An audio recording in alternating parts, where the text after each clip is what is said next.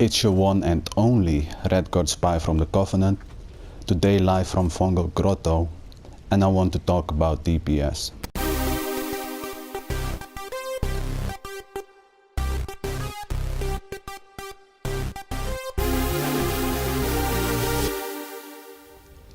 I've seen many people that are confusing DPS with weapon damage. But DPS is not weapon damage. DPS is not weapon damage, alright? It stands for damage per second.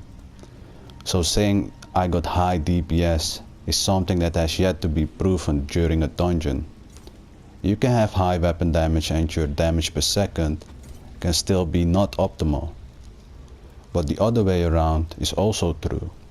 People with lower weapon damage can have higher DPS and outperform your 4K weapon damage.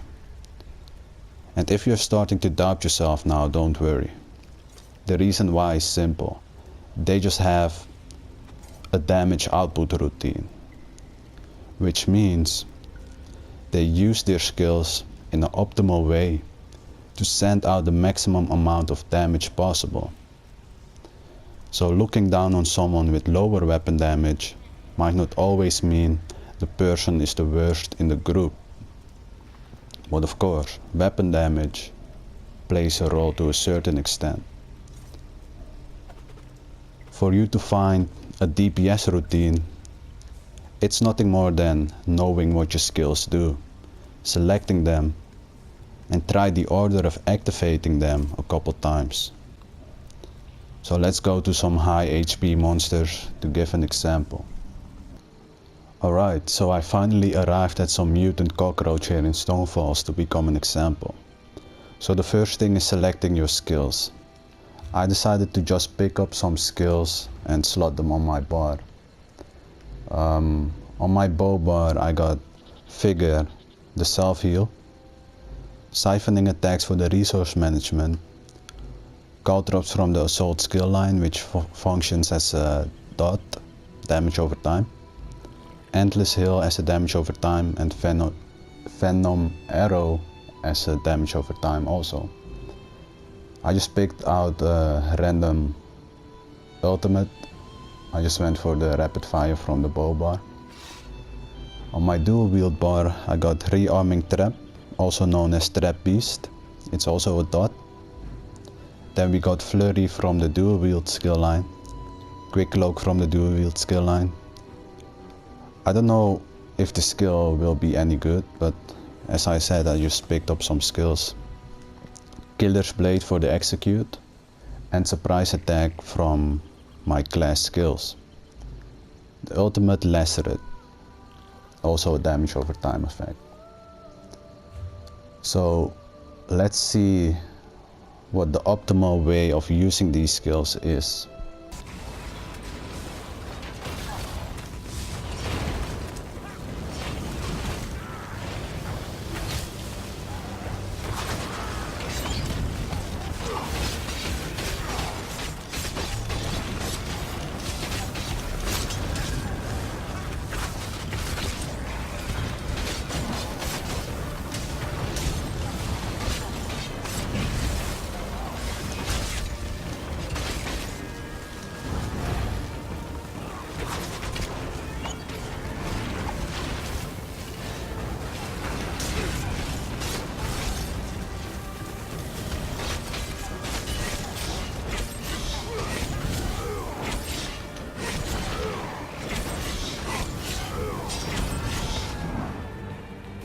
As I advanced in the fight, I forgot my routine.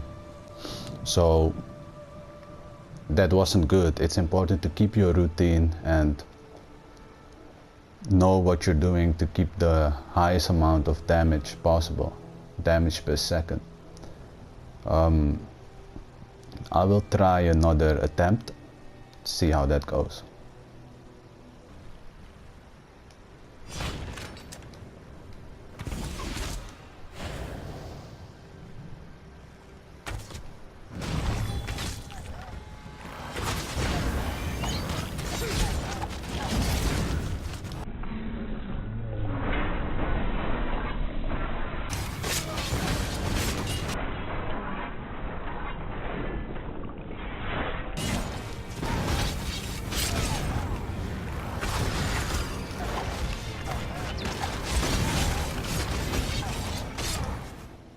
So as you saw, I put down the trap beast first, then I switched to my bow and then put down the caltrops. Activate my siphoning attack because I was starting the attack on the mob itself.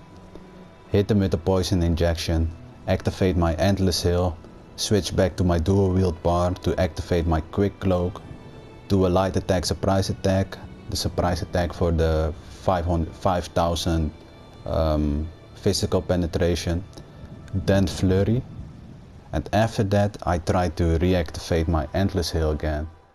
So don't be that guy in the dungeon spamming wrecking blow all the time, like this guy in the background. Of course this is not a dungeon, so it doesn't matter.